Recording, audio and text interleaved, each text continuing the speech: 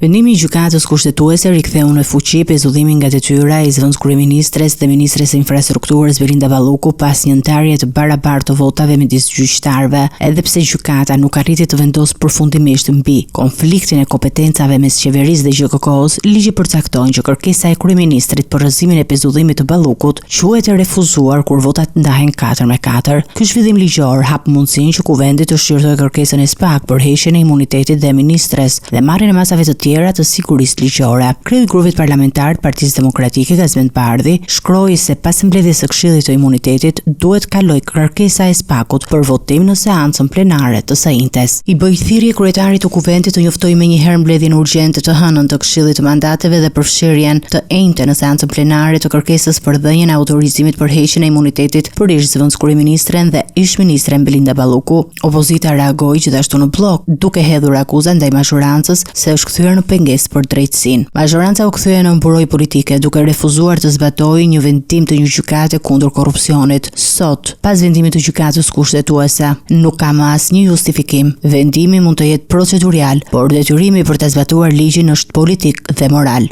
Belinda Balluku vazhdon të jetë e përfshirë në hetime të ndryshme, përfshirë tenderin e tunelit të Llogaras, Unazën e Madhe dhe procedurat të tjera tenderuese, duke bërë që shqyrtimi I imunitetit të saj të ketë rëndësi të madhe për zbatimin e ligjit.